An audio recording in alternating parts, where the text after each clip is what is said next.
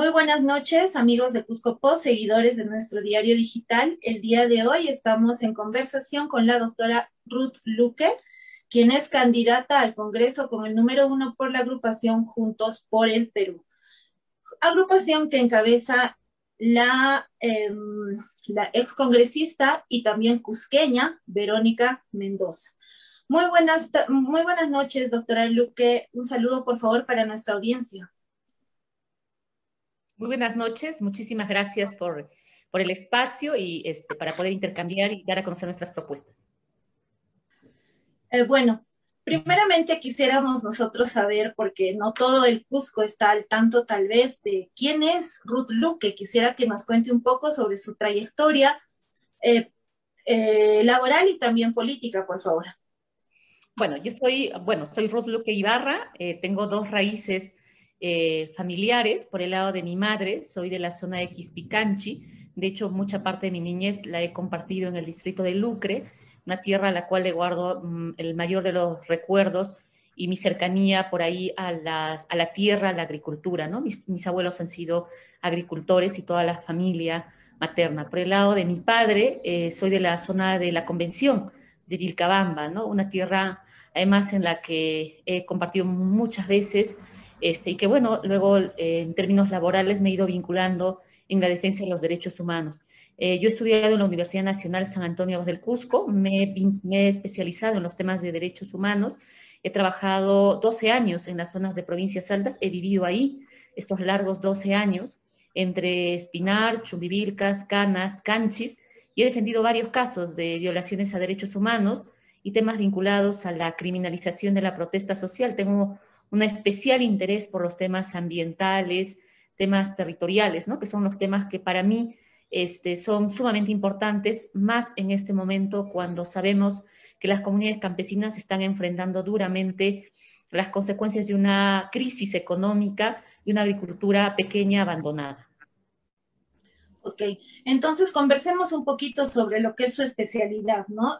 Actualmente vemos que Perú tiene bastantes conflictos mineros, no solamente en Cusco, sino en diferentes partes del país.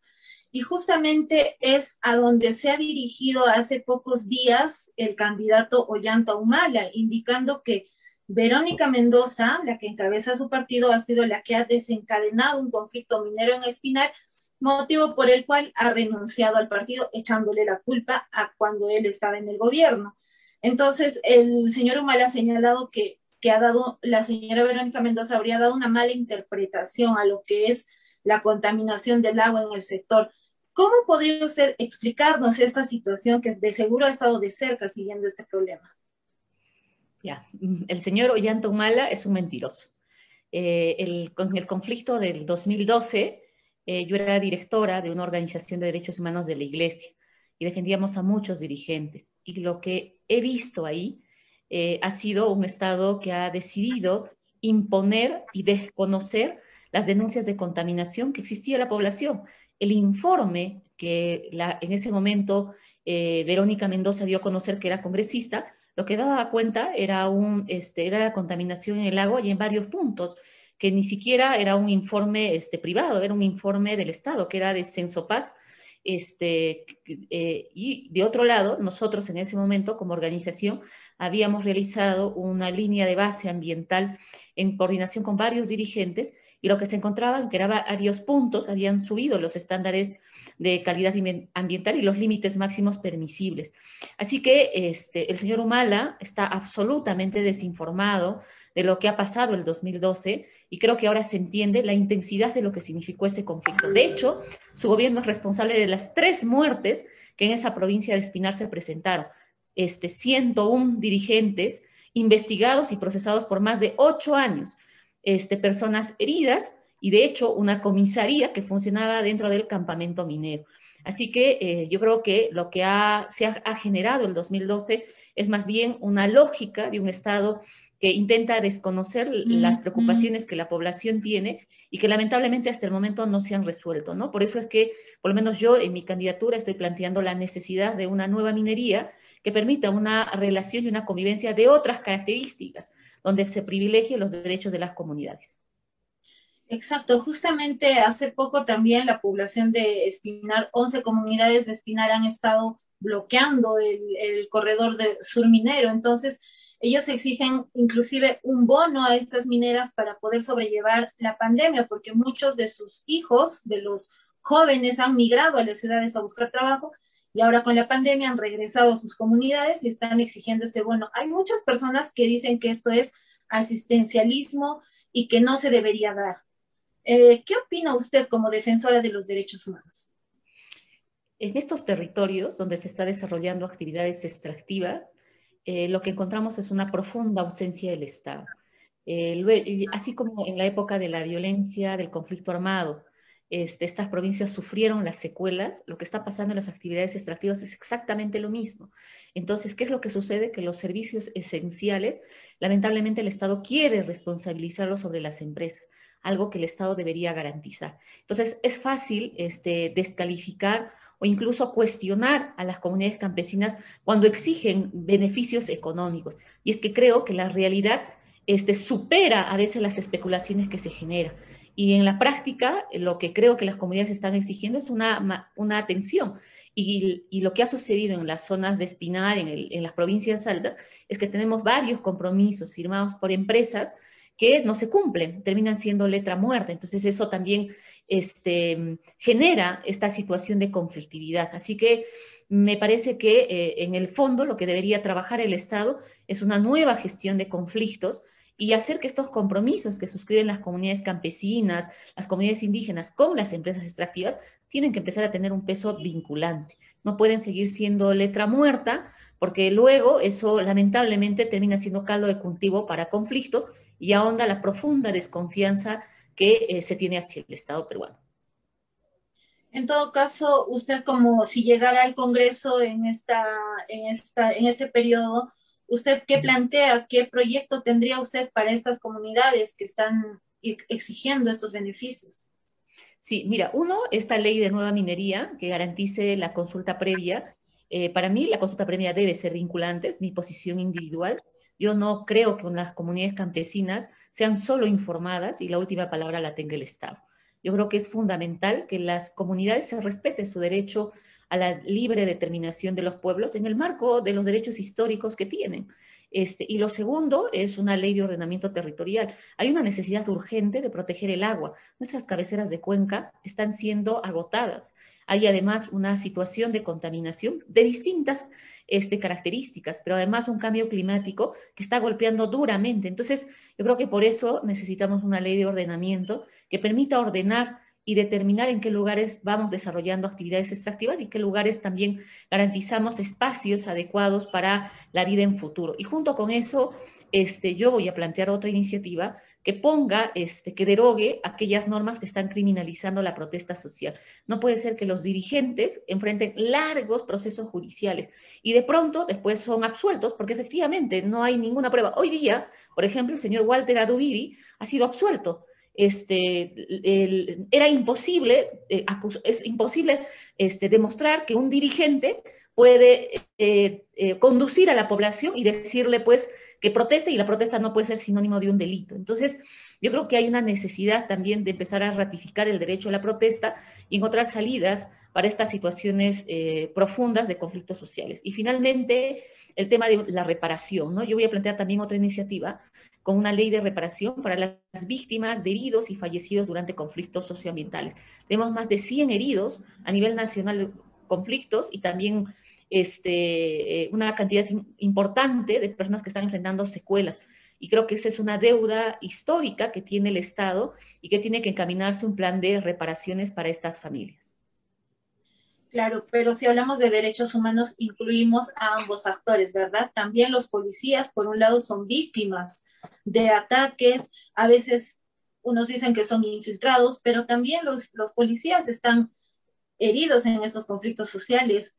¿Cuál sería la solución para evitar estas protestas que son violentas o terminan con muertes y con heridos? O sea, ¿cómo podríamos por lo menos paliar el derecho a la protesta? Sé que está normado por la Constitución, pero para dejar de tener todas estas víctimas. Mira, con relación al tema de la policía, Para mí es fundamental una reforma de esta institución. No solo pasa porque la policía sea mejor remunerada, sino también se generen condiciones adecuadas para quienes ejercen seguridad en las calles, ¿no? Y en el caso de los conflictos, lamentablemente, por esta lógica criminalizadora que tiene el Estado, en la práctica se genera un enfrentamiento entre la población y su policía.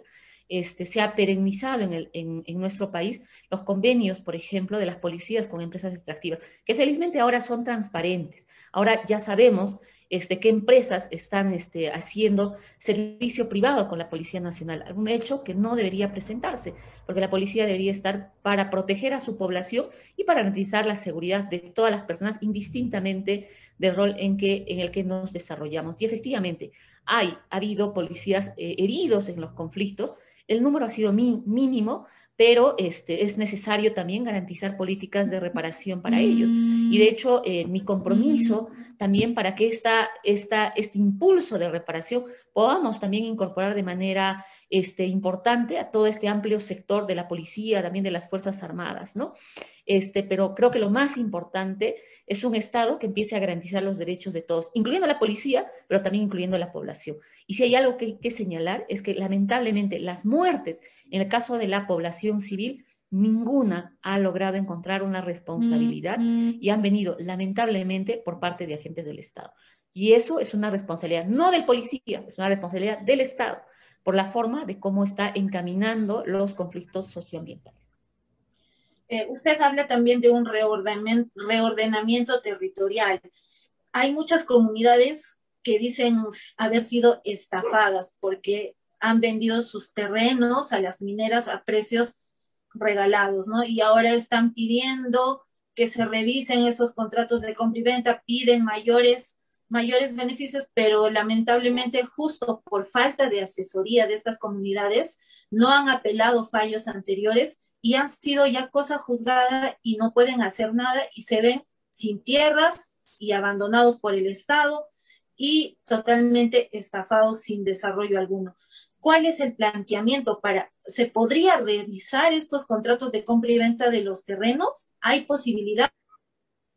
Mira, Ya no hay que hacer.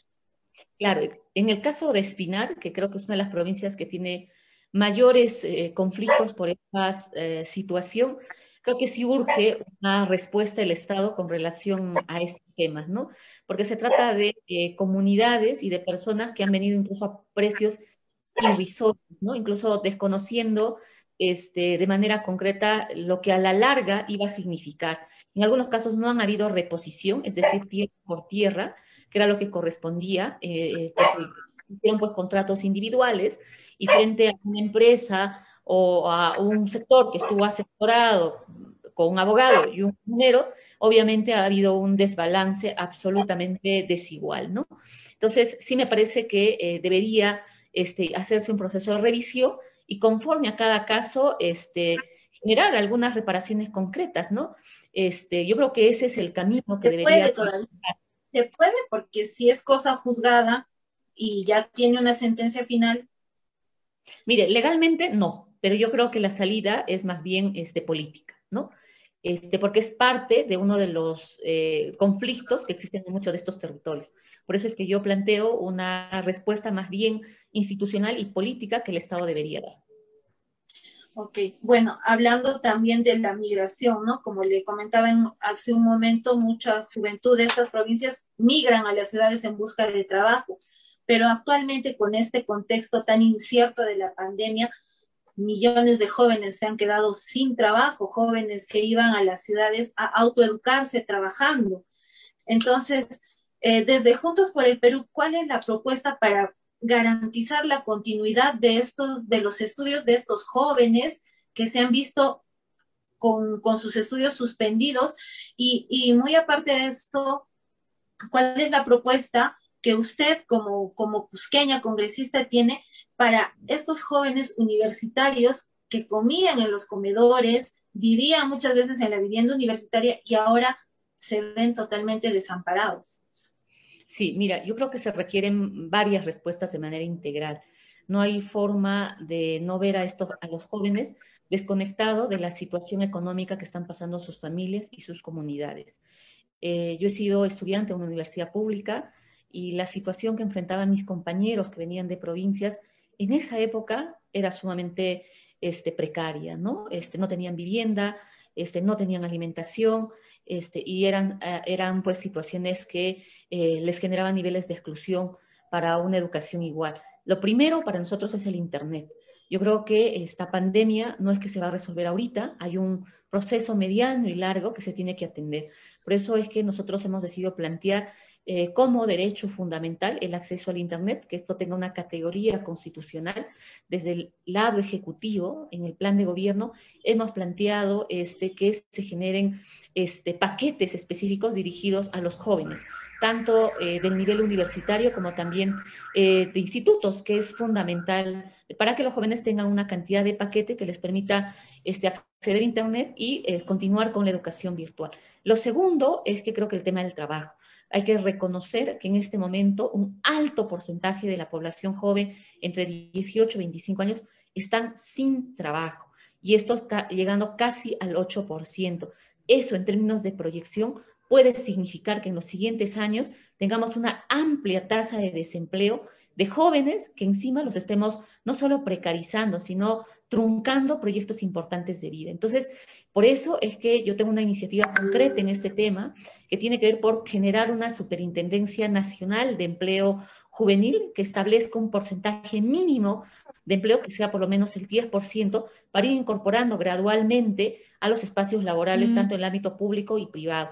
Desde el plan de gobierno se está planteando generar más de 17,000 empleos de primera, como un primer impulso para favorecer a este amplio sector, incluyendo también obviamente al sector económico. Y creo que lo otro pasa por el tema de la agricultura. Muchos de los jóvenes que además han migrado, como tú lo has dicho, a las zonas del campo, sus familias no tienen, lamentablemente, está golpeado no solo por las inclemencias del tiempo, sino por una economía que no ha llegado.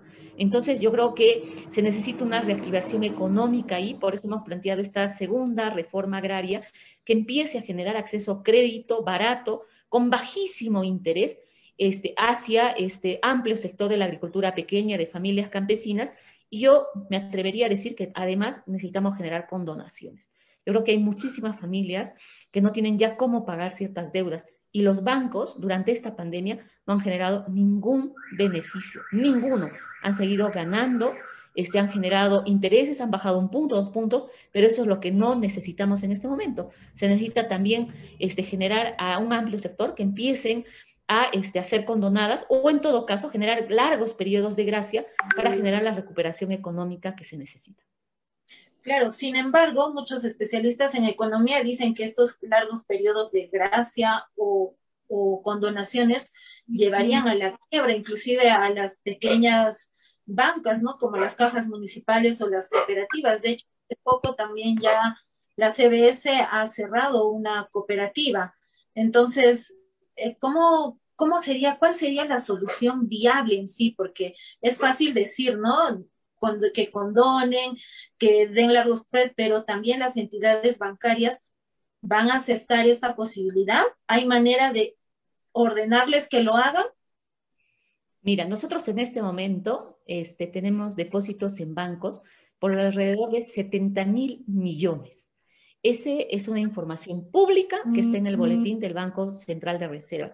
Ese dinero tendría que ser utilizado en este momento para aliviar el sufrimiento de la crisis que ha causado a los más pobres, especialmente a este amplio sector que hemos mencionado en el caso de la agricultura pequeña, también a quienes están realizando trabajos en espacios informales como los ambulantes o que no tienen derechos asegurados, a los artistas y a todo el sector vulnerable. O sea, yo creo que ese dinero tiene que invertirse. Eso por lo menos es lo que nosotros desde Juntos por el Perú hemos planteado y hay que empezar a gestionar esos fondos. No se trata, no es poca plata. O sea, creo que si perfectamente se destina ahí, se va a dinamizar la economía y creo que es momento de hacerlo. Claro, eso está muy bien por el lado de las personas, de los agricultores, ¿no? Pero hablemos un poco de los microempresarios, ¿no? Perú se caracteriza por ser emprendedor. Hay un montón de trabajadores independientes que no han podido acceder ni al bono del Estado porque tenían un RUC, declaraban sus 20 soles mensual, pagaban sus 20 soles mensual a la SUNAT, que es ¿no? un monto mínimo, que tenían 2 o 3 trabajadores, inclusive empresas con un solo trabajador, y que no han podido ni recibir ningún tipo de auxilio y ahora están en la quiebra total. ¿Cómo podemos ayudar a ese sector? Mira, nosotros en el plan de Juntos por el Perú estamos planteando que haya 30.000 millones en crédito, principalmente dirigido a las pequeñas y medianas empresas, no a las microempresas, a las pequeñas y microempresas, para que accedan a un crédito inmediato con tasas de 1% a 2% anual. O sea, esa es una medida concreta que necesitamos. Y junto con eso, así como se han generado beneficios y convenios de estabilidad tributaria a las grandes empresas que han gozado de esta reactiva económica que ha dado el Estado, también necesitamos generar ciertos beneficios tributarios a este sector.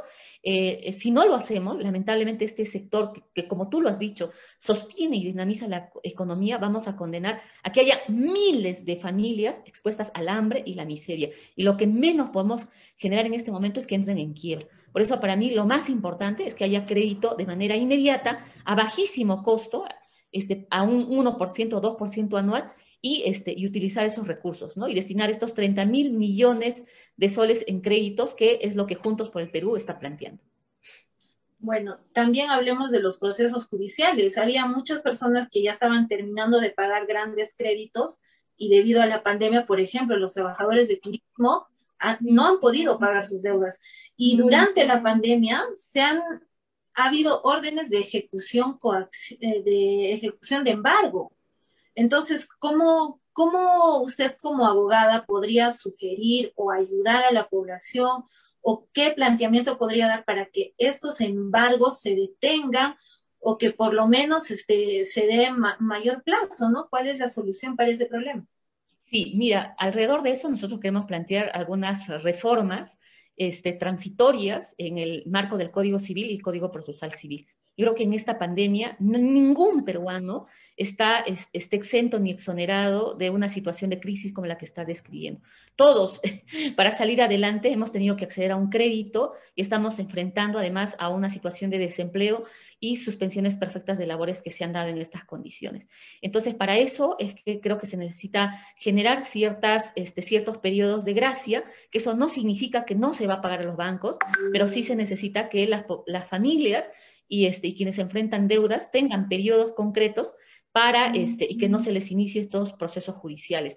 Yo creo que hay que generar un debate. Nosotros quisiéramos alrededor de eso, si somos elegidos, generar un diálogo con el Poder Judicial, concretamente con los colegios de abogados, para encontrar respuestas jurídicas que no generen perjuicio hacia la banca, pero que también le resguarde ciertos periodos de tiempo a las familias para que no pierdan ya lo poco que tienen. O sea, eso es lo que no se quiere. No podemos seguir exponiéndolos a situaciones dramáticas en las que yo en esta campaña he presenciado. Yo he viajado en muchos lugares, Caterín, y de verdad la situación es dramática. Yo, cuando estuve en Canas, una madre se me acercó con lágrimas en los ojos y me decía, no tengo para comer, no tengo para comer. Entonces yo creo que esa es la radiografía de familias que están enfrentando esa situación. Entonces, por eso es que creo que necesitamos respuestas integrales, ¿no? Claro, y realmente usted habla justamente de las madres, ¿no? Hay un gran porcentaje también de madres jóvenes, estudiantes, madres solteras, que antes de la pandemia no accedían a un puesto laboral justamente por estos temas discriminatorios, ¿no? A veces una mujer con hijo ya no es tan útil para un puesto laboral y sufrían esa discriminación. Ahora con la pandemia millones de mujeres a nivel mundial se han visto afectadas con este tema. Usted es mujer, la señora Verónica Mendoza es mujer. ¿Qué plantean para poder mejorar esta equidad de género, esta inclusión, la verdadera inclusión que necesitamos las mujeres y bueno, en todo el mundo y sobre todo en el Cusco, ¿no? Han sido despedidas. Mujeres que estaban en estado de gestación las han despedido de sus puestos laborales. Felizmente hace poco se aprobó una iniciativa legal que impide que durante la pandemia y en estado de gestación no sean despedidas las mujeres. Pero nosotros hemos planteado un plan Micaela. Hace poquito, en el marco del 8 de marzo, hicimos una presentación aquí en Cusco con 6 agendas fundamentales para las mujeres. Uno, lo primero es que creo que entender las mujeres en toda nuestra diversidad. No es lo mismo las mujeres que estamos en el ámbito urbano que las mujeres que están en el campo, y peor aún quienes son madres y jefas de familia.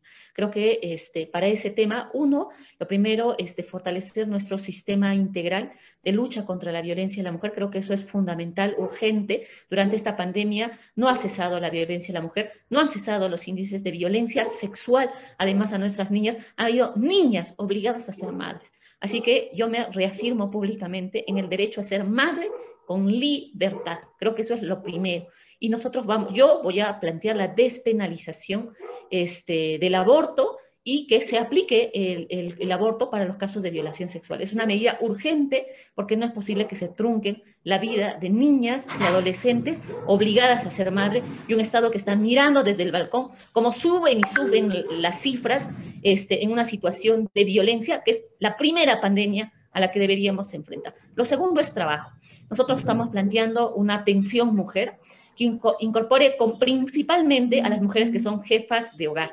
Existe ya una pensión 65, creo que necesitamos incorporar de manera gradual a todas las mujeres que son jefas de hogar, indistintamente si están en la zona rural. Creo que se necesita además llegar a la clase media, baja, donde hay miles de mujeres que están sosteniendo solas sus hogares, y junto con eso el sostenimiento a las ollas comunes y a los comedores populares. Yo he visitado más de 25 comedores populares en toda la región. ¿Y sabes cuál es la situación, Caterín? Las mujeres las están autogestionando solas. Lo que los gobiernos locales dan son algunos alimentos básicos, el alquiler, la compra de todos los insumos, la preparación pasa por las mujeres. Y eso es inadmisible. Y creo que se tiene que fijar un presupuesto para el fortalecimiento de estas ollas comunes y de los comedores populares. Así, y que se destine el presupuesto a través de los gobiernos locales para que se genere el sostenimiento durante todo este contexto de pandemia que, como hemos dicho, no va a resolverse en este momento, sino se necesitan políticas a mediano y largo plazo, y ese es nuestro compromiso con las mujeres. Yo soy mamá, tengo una niña y sé lo difícil y complejo que significa además para una mujer trabajar, ingresar a política, pero además sostener a su hogar. Y creo que lo fundamental también es empezar a generar acciones afirmativas para las mujeres, para una representación política igual. No es cierto que la mujer que participe en política lo hace en las mismas condiciones que el hombre, no lo es. La política lamentablemente se ha teñido aún de una lógica patriarcal y de espacios políticos que han sido normalmente copados por hombres. Así que más bien da gusto que ahora la paridad y la alternancia se cumplan. Pero creo que para seguir aplanando la cancha también necesitamos que la franja electoral se destine un porcentaje para garantizar una participación política igual, especialmente de mujeres indígenas y de mujeres de sectores populares. Yo voy a presentar una iniciativa para que de esa franja electoral se destine un porcentaje para las mujeres, especialmente campesinas indígenas, que en mi opinión tienen que estar visibilizadas también en la representación política del país.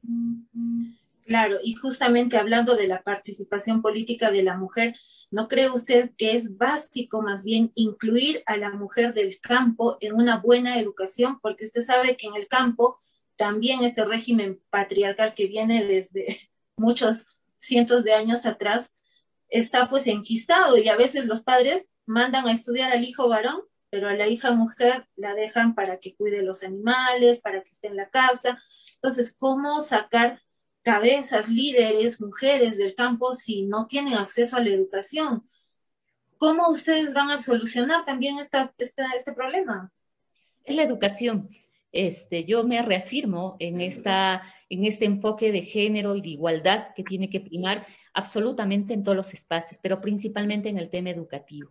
Y eso pasa por una reforma de educación. Actualmente, lamentablemente, hay liderado por algunas fuerzas políticas, intentan señalar sobre la necesidad de un enfoque de género, que más bien eso es un tema de ideología y una satanización al respecto. Yo creo que más bien hay que reafirmarnos en un Estado laico y en un Estado que privilegie ante todo la igualdad para todas y todos, ¿no? Y especialmente para las mujeres, pero para eso necesitamos políticas afirmativas. Yo he hablado sobre esta necesidad, por ejemplo, del porcentaje a la franja electoral. Me parece además fundamental que las mujeres en el campo empiecen a participar de manera activa en los espacios públicos. No basta decirlo, se necesitan generar espacios además seguros para ellas. Hay una ley de acoso político que acaba de aprobarse, pero sin una sanción difícilmente vamos a caminar en ello, ¿no? Y si no tenemos, por ejemplo, un sistema nacional de lucha contra la violencia que esté presente especialmente en los lugares más alejados, cercano, con una policía cercana, con un ministerio público, con más fiscales, tampoco lo vamos a hacer. Entonces, yo creo que todo este conjunto tiene que actuar de manera colectiva y obviamente el tema educativo es fundamental para ello, ¿no? Y es tarea también de los partidos políticos incorporar de manera positiva a todas las mujeres, jóvenes, mujeres amas de casa, mujeres campesinas en general. Ok, doctora, muchas gracias. Esta será una primera vez que conversemos. Esperamos conversar en una segunda oportunidad para seguir conociendo los planteamientos de Juntos por el Perú y también de usted, ¿no? Como la candidata número 1 al Congreso, que bueno, estamos viendo que tal vez podría llegar porque Verónica Mendoza está apareciendo en las encuestas. Bueno, muchas gracias por su presencia. Será hasta una próxima oportunidad. Un minuto, por favor, para que se despida de la audiencia. Muchísimas gracias. Yo quiero decirle a la población cusqueña que estamos solamente en dos caminos. La posibilidad que el Estado siga capturado por quienes quieren mantener privilegios para los de siempre, o la posibilidad de un Estado que garantice derechos y genere los cambios profundos que se necesitan. Nueva constitución, nueva minería, segunda reforma agraria y una reforma tributaria profunda que empiece a favorecer a todo el amplio sector microempresario, turismo y a las miles de familias campesinas. Así que esa segunda opción es la de Verónica Mendoza y yo estoy segura que el pueblo cusqueño va a defender el voto y va a votar por el voto valiente de Verónica Mendoza. Soy Ruth Luque, voy con el número 1 hacia a la región de Cusco. Muchísimas gracias. Muchísimas gracias, doctora. Hasta luego. Bueno, amigos de Cusco Post, estaremos regresando con otra entrevista en otro momento. Hasta luego.